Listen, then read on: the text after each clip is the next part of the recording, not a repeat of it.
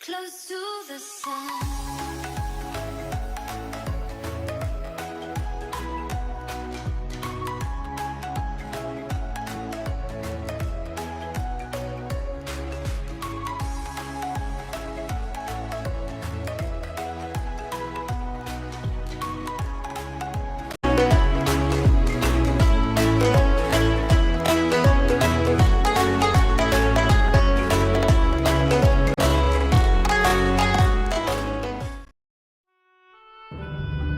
Melanjutkan dari cerita sebelumnya. 3 hari kemudian, di daerah hutan tersembunyi tertentu di kota Daling, seseorang yang mengenakan jubah hitam perlahan keluar. Dia mengangkat kepalanya untuk melihat pejalan kaki sesekali di jalan utama yang bergegas melewatinya. Setelah menentukan arah jalan, dia mengangkat kepalanya dan berjalan menuju jalan utama yang menuju ke selatan. Orang berjubah hitam itu yang keluar di hutan secara alami tidak diragukan lagi. Itu adalah Xiaoyan yang telah bersembunyi untuk memperbaiki pil obat yang dia butuhkan. Dengan bantuan Yaolao selama 3 hari terakhir ini, berbagai pil penyembuhan yang telah habis sekali lagi mengisi cincin penyimpanannya. Dengan cadangan pil obat yang cukup, Xiaoyan juga merasa jauh lebih lega. Di benua Doki ini, orang seperti apa yang akan meninggalkan rumah mereka untuk bertualang tanpa menyiapkan pil obat pemulihan ini? Bagaimanapun benda-benda ini digunakan untuk menyelamatkan hidup. Jalan ini mengarah langsung ke perbatasan. Namun, ada 3 benteng militer penting di sepanjang jalan. Kita tidak perlu takut pada gubernur dari 2 benteng pertama.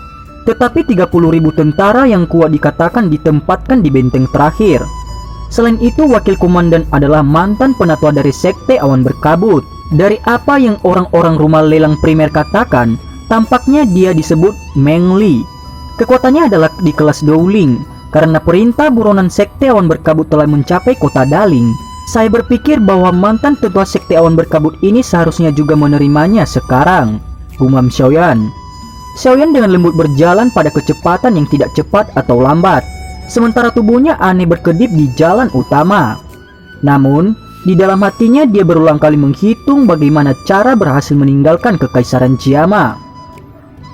Saat ini, sulit bagiku untuk bergerak 1 inci pun di Kekaisaran Jiama. Saya takut bahwa Yunsan akan menebak bahwa saya akan melarikan diri dari Kekaisaran. Dalam hal ini, ia secara alami akan lebih fokus pada pos pemeriksaan akhir perbatasan semacam ini. Mungkin saja Meng Li telah lama menerima pesan khusus dari Yunsan. Dari kelihatannya, jika ingin pergi dengan mudah dari sana mungkin sulit. Wajah Xiaoyan sepenuhnya tertutup di bawah bayang-bayang. Ketika dia memikirkan hal-hal yang merepotkan, Xiaoyan mengerutkan keningnya. Tembok kota benteng perbatasan itu hampir sebesar gunung kecil. Pasti ada kekuatan besar pemanah yang berpengalaman dan penembak di dalam benteng serta penghalang penginderaan energi khusus. Karena itu digunakan untuk menjaga perbatasan. Kemungkinan juga bahwa benteng harus memiliki kemampuan untuk bertahan melawan orang-orang yang terbang melewati dari langit.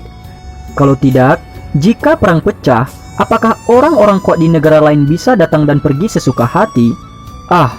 Sepertinya melewati pos pemeriksaan terakhir kota Daling mungkin sedikit mustahil, gumam Xiaoyan. Xiaoyan dengan lembut menghela nafas saat dia menggelengkan kepalanya, merasa sedikit kesal.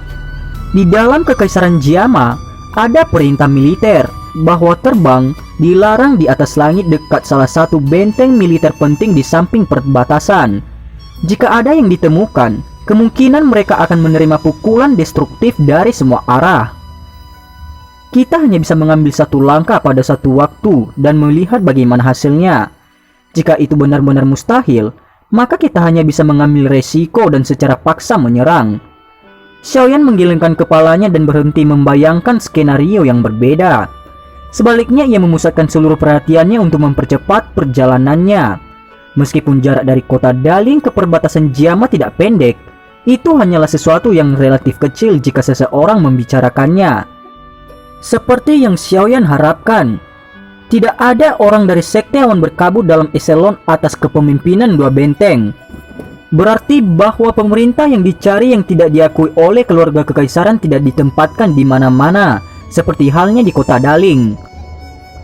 Pasukan yang ditempatkan di sana juga tidak memperhatikan perintah yang diinginkan.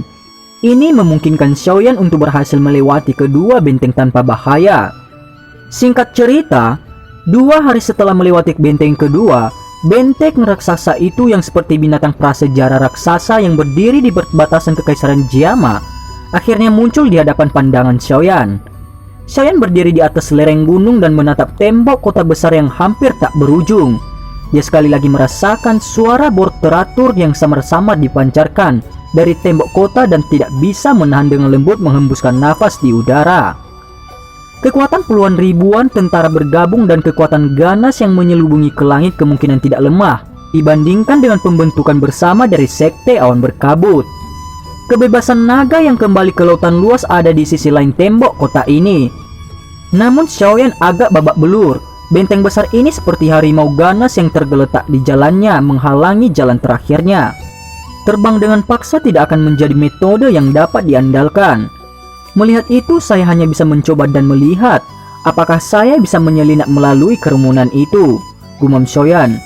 Pandangan Xiaoyan menyapu jalan di bawah di mana kelompok orang-orang dengan gerobak kuda datang dan pergi. Dia ragu-ragu sejenak, melangkah mundur perlahan dan akhirnya menghilang ke lautan manusia. Di jalan tanah yang kuning, sekelompok besar yang memiliki ukuran hampir 100 orang berbaris dengan sangat cepat menuju benteng besar di ujung pandangan mereka. Dari pakaian seragam yang dipakai kelompok orang ini, tampaknya mereka milik perusahaan tentara bayaran. Memiliki 100 orang di kompi tentara bayaran berarti itu bisa dianggap sebagai ukuran menengah di dalam Kekaisaran Jiama. Karena Zen Gui Pass yang dekat dengan perbatasan, suasana kacau di sini sangat disukai oleh perusahaan tentara bayaran tertentu.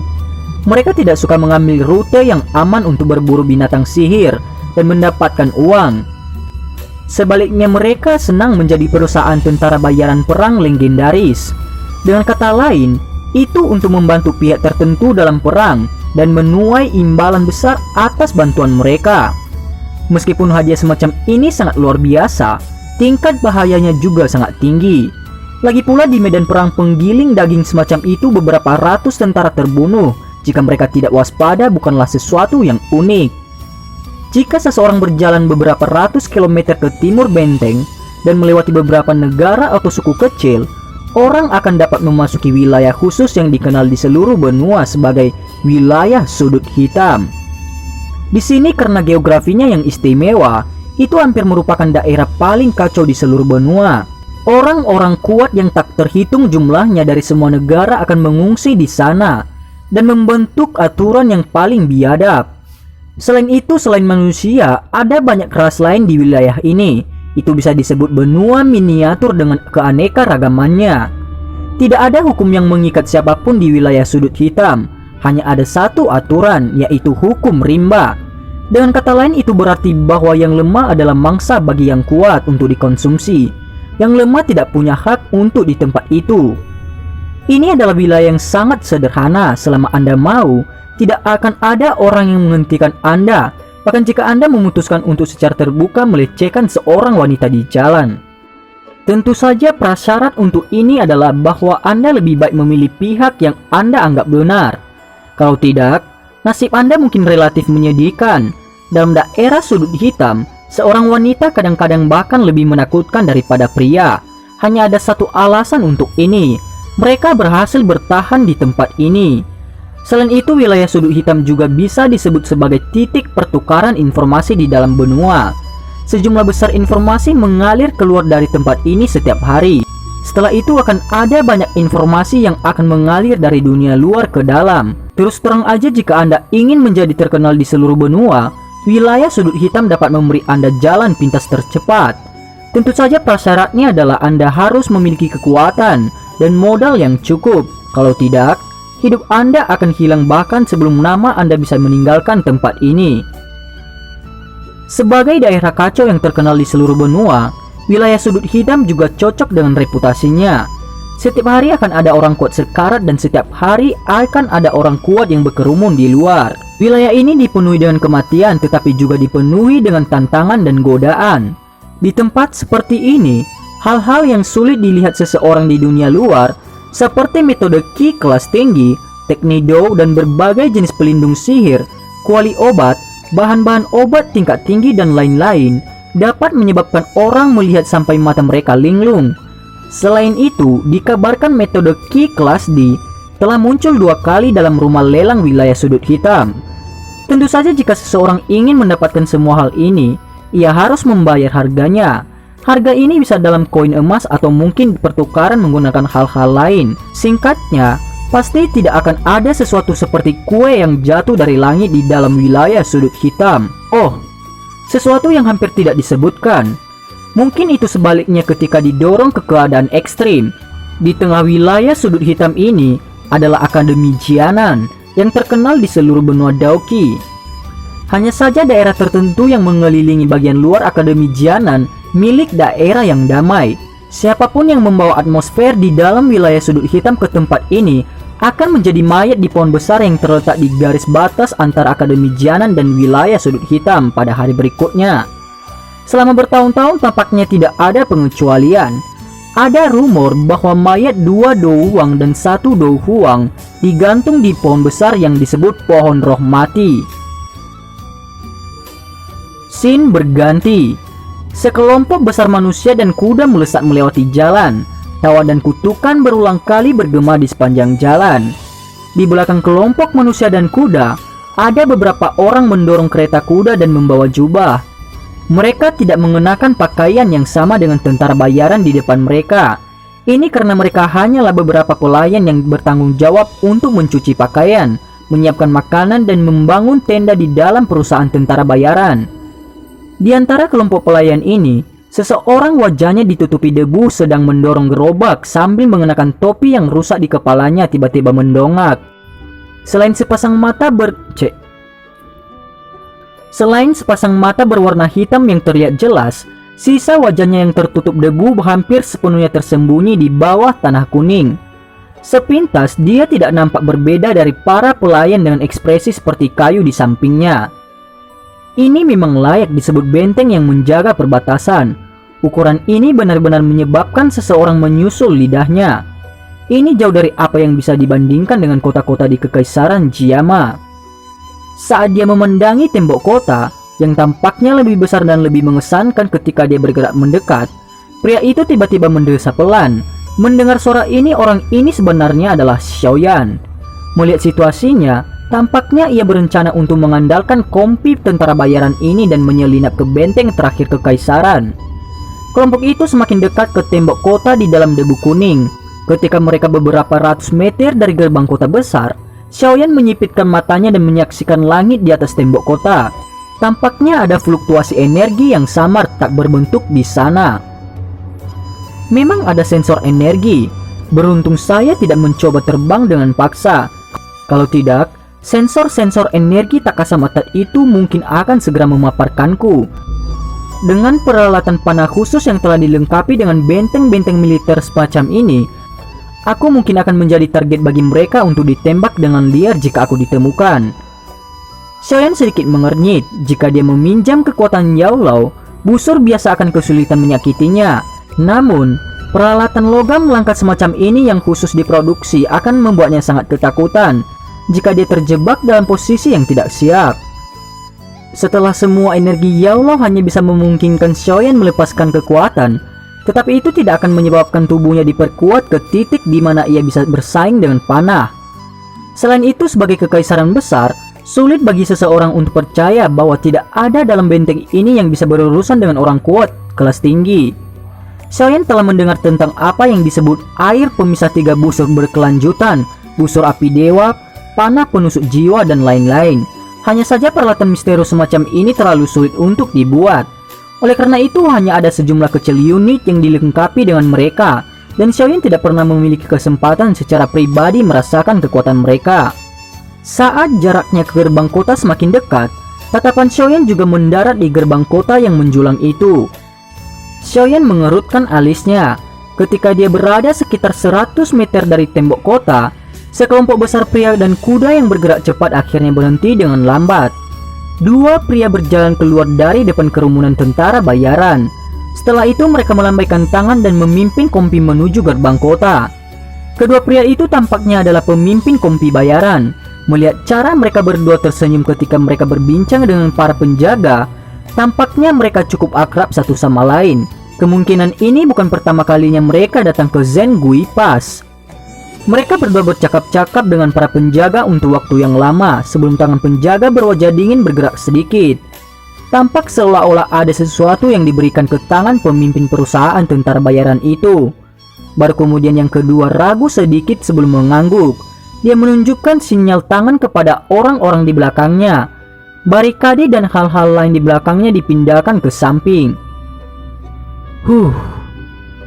Melihat bahwa penjaga sebenarnya tidak mencari di perusahaan, Xiaoyan tidak bisa menahan diri untuk tidak menghela nafas lega. Tubuhnya yang tegang juga menjadi jauh lebih santai. Tangannya yang penuh keringat memegang pegangan gerobak dengan kencang ketika dia dengan cepat menundukkan kepalanya, mendorong gerobak dan mengikuti kompi itu ketika mereka berjalan menuju terowongan di bawah gerbang kota.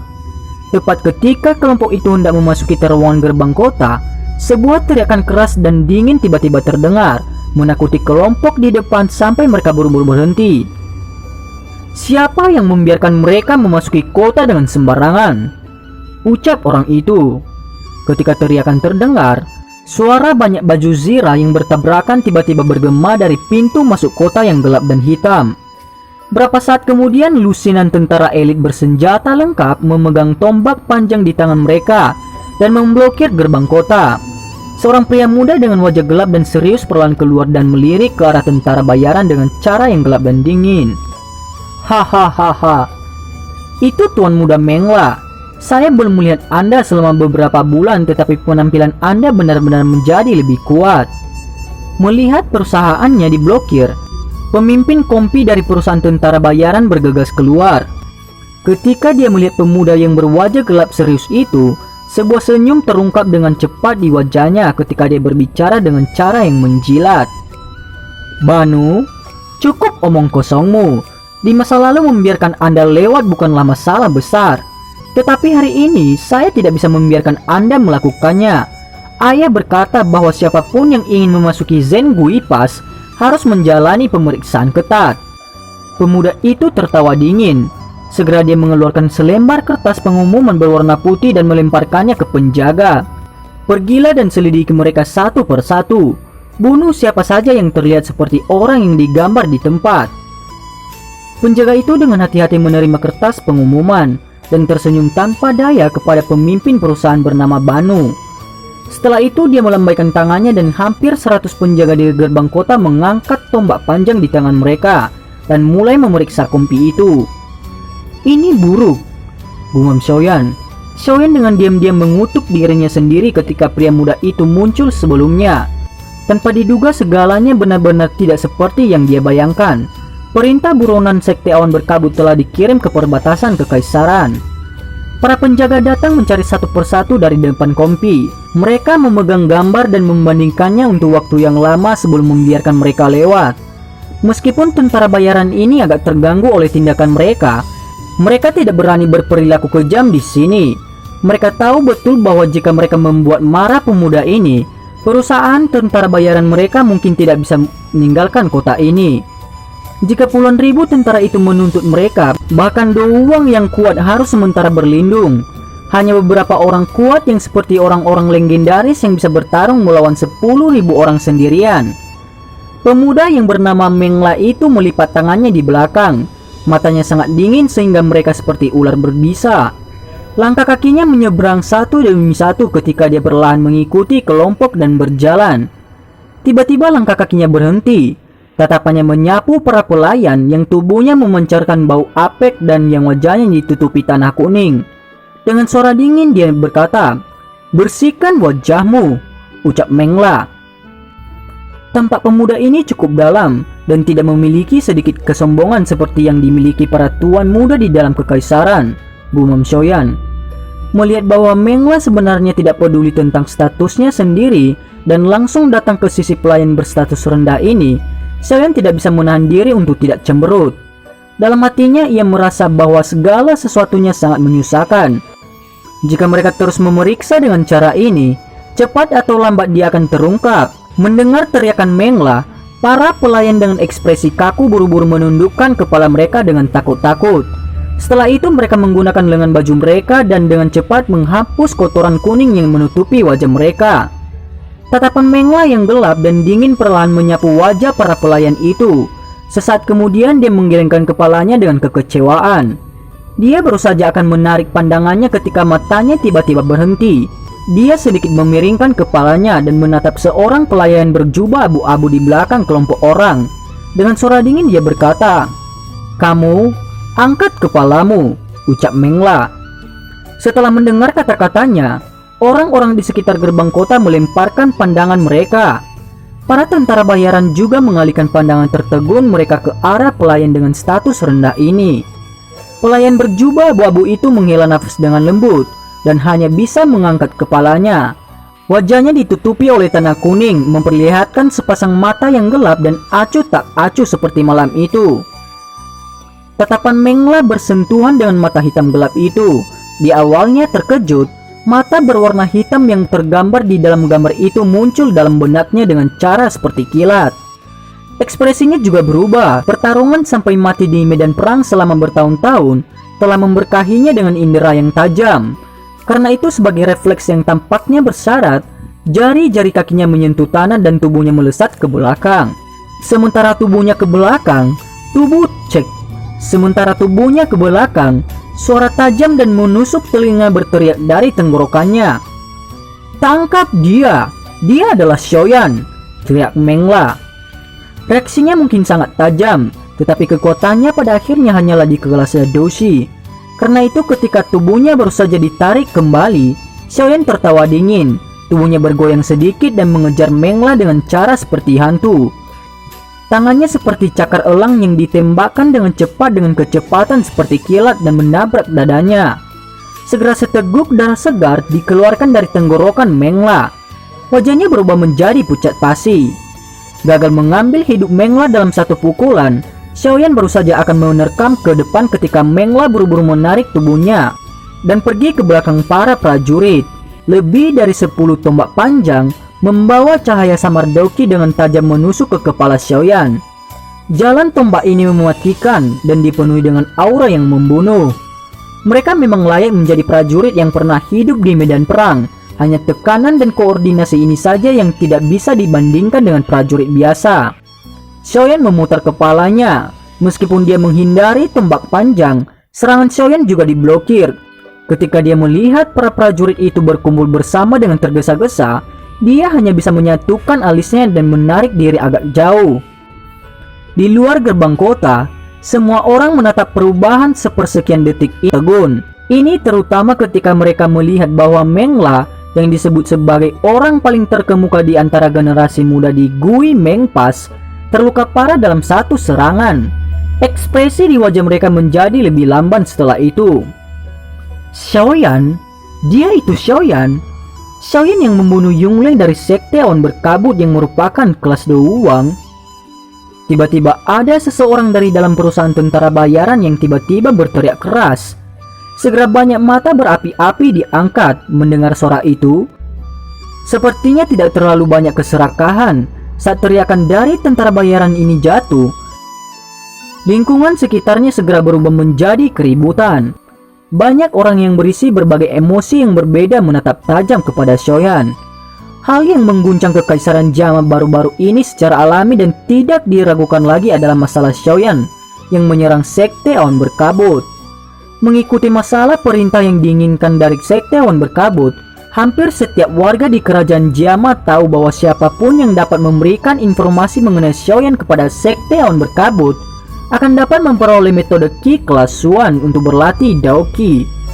Metode Qi kelas ini setara dengan ratusan ribu koin emas di pasar. Imbalan yang murah hati ini sudah cukup bagi orang untuk mempertaruhkan hidup mereka. Xiaoyan, Zhen Guipas memiliki puluhan ribu tentara bersenjata. Kamu tidak akan pernah bisa melarikan diri. Ekspresi Mengla membengkak ungu saat dia melirik Xiaoyan dengan kejam. Suaranya serak saat dia berbicara. Tuan Muda Mengla, saya ingin tahu sesuatu. Para prajurit di Zhen Guipas ini jelas milik para pejabat kekaisaran. Kapan itu menjadi anjing pembantu dan bekerja untuk sekte awan berkabut? Saya pikir jika masalah ini harus dikirim ke keluarga kerajaan Kekaisaran Jiama, saya khawatir bahkan ayahmu akan dihukum berat, bukan? Xiaoyan menghapus kotoran kuning dari wajahnya. Tatapannya menyapu ratusan tentara elit yang memblokir gerbang kota ketika dia dengan dingin tertawa. Setelah mendengar tawa dingin Xiaoyan, para prajurit juga terkejut. Segera mereka menjadi sedikit ragu. Menurut prosedur, mereka memang tentara milik Kekaisaran Jiama dan tidak ada hubungannya dengan sekte awan berkabut. Perintah yang dicari itu tidak diakui oleh para pejabat. Dengan kata lain, menangkap Xiaoyan pada dasarnya adalah sesuatu yang ilegal. Hahaha. Benar-benar pria muda berlidah tajam, ucap Mengla. Tepat ketika para prajurit ragu-ragu, tawa yang gelap dan dingin tiba-tiba terdengar dari dalam terowongan di belakang gerbang kota. Segera seorang pria paruh baya mengenakan baju besi perak melangkah keluar. Tatapannya dengan dingin menyapu Xiaoyan dan berteriak, "Saya adalah wakil komandan Zhen Guipas, Meng Li. Anda telah masuk tanpa izin ke kota yang penting. Menurut hukum kekaisaran kami, Anda harus ditangkap. Saya menyarankan Anda untuk membiarkan diri Anda ditangkap tanpa perlawanan untuk menghindari kesakitan bagi diri Anda sendiri," ucap yang disebut Meng Li itu. "Kamu Meng Li, anjing sekte awan berkabut itu." Tatapan Xiaoyan menyapu tubuh Meng Li dan merasakan napas samar yang datang dari tubuhnya. Dia bergumam dalam hatinya. Melihat Qinnya, dia seharusnya berada di sekitar bintang 2 atau 3 Douling. Gumam Xiaoyan. "Tangkap dia!" Ekspresi Meng Li sedikit gelap dan serius saat dia tertawa lebar. Dia berhenti berbicara omong kosong dan berteriak langsung. Setelah mendengar perintah Meng Li, beberapa ratus prajurit elit yang bersenjata lengkap datang keluar dari dalam terowongan hitam gelap di bawah tembok kota sekali lagi. Setelah itu mereka mengepung Xiaoyan lapis demi lapis. Tombak panjang di tangan mereka berkedip dengan kilau tebal dan dingin saat sinar matahari memantul dari mereka. "Karena menyelinap masuk telah gagal, aku hanya bisa menerobos paksa," gumam Xiaoyan. Aura pembunuhan yang melonjak ke langit dan sekitarnya menyebabkan ekspresi Xiaoyan secara bertahap menjadi lebih dingin. Dia menggerakkan kedua tangannya dan penguasa berat Xuan yang besar melintas dan muncul. Dia melambaikan penguasa berat itu dan membuat suara angin. "Bunuh!"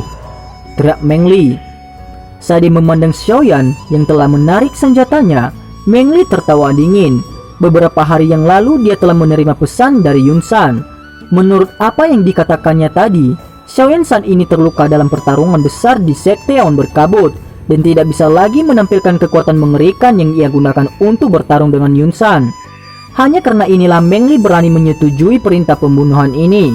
Jika tidak, bahkan jika dia diberi beberapa tingkat keberanian lagi, dia tidak akan berani memblokir Xiaoyan, bahkan dalam kondisi prima. Lagi pula orang kuat yang bisa bertarung dengan Douzong bukanlah seseorang yang bisa ditahan bahkan dengan menggunakan semua prajurit di benteng ini. "Semua orang berhenti!" ucap seseorang. Para prajurit itu yang seluruh tubuhnya dipenuhi dengan aura berdarah akan memulai untuk membunuh. Teriakan keras tiba-tiba terdengar eksplosif. Segera bayangan turun dari langit seperti pagoda besi dan menabrak tanah. Dia mengguncang seluruh tanah sampai bergoyang. Tatapannya menyapu sekelilingnya dan akhirnya berhenti di tubuh Meng Li. Dia tertawa dingin. "Meng Li, tentara armor perak, saya bukan orang-orang di bawah sekte awan berkabut. Jika Anda ingin menjilat dengan sekte awan berkabut, ambil tindakan sendiri. Jangan memiliki khayalan bahwa Anda dapat menggunakan orang-orang saya untuk bertindak sebagai batu loncatan untuk diri sendiri," ucap orang itu. "Mutye, kamu..." Melihat pria kekar besar yang telah muncul, ekspresi Meng Li segera menjadi hijau saat dia dengan marah berteriak, "Tentara armor perak mundur!" Pria kekar yang dipanggil Mutye itu berbalik dan berbicara ke arah para prajurit elit yang telah mengepung Xiaoyan di tengah-tengah mereka. "Ya, Dewa Komandan." Para prajurit itu tidak memiliki keraguan sedikit pun ketika mereka mendengar perintahnya. Mereka menyimpan tombak mereka. Suara mereka begitu tertib sehingga tidak ada gema sedikit pun. Mereka kemudian diam-diam menarik diri kembali ke terowongan gerbang kota dan tidak bergerak seperti pilar kayu. Melihat aksi para prajurit ini, jelas bahwa orang yang bernama Mutie ini memiliki reputasi yang jauh melebihi Meng Li. "Kamu dipanggil Xiaoyan kan? Hahaha, anak kecil, kamu punya keberanian. Dalam bertahun-tahun, Anda adalah orang pertama yang mempermalukan Sekte Awan Berkabut dengan cara seperti itu. Jika saya tidak ditentukan oleh status saya akan mengundang Anda untuk minum bersama saya." Pria besar yang seperti pagoda besi tertawa keras ke arah Xiaoyan. Tawanya seperti guntur. "Terima kasih Komandan Mutie," ucap Xiaoyan. Situasi yang tiba-tiba berubah menjadi lebih baik menyebabkan Xiaoyan terkejut. Ketika dia melihat bahwa wajah Mutie tampaknya tidak memiliki kebencian, dia segera tersenyum dan menjawab dengan sopan, "Kamu tidak perlu berterima kasih padaku. Ini hanyalah dalam lingkup pekerjaan saya. Jika perintah yang diinginkan Sekte Awan Berkabut diakui oleh para pejabat, maka saat itulah aku bisa menangkapmu. Namun itu beruntung." Mutie melambaikan tangannya, dia melirik wajah hijau Meng Li dan tersenyum ketika dia berkata, "Selama kamu bisa melarikan diri dari tangan orang ini, tidak akan ada lagi orang di Zengui Pass ini yang akan menghentikanmu," ucap Mutie. "Terima kasih banyak untuk ini," ucap Xiaoyan. Ekspresi padat tanpa sadar muncul di wajah Xiaoyan saat dia mendengar ini.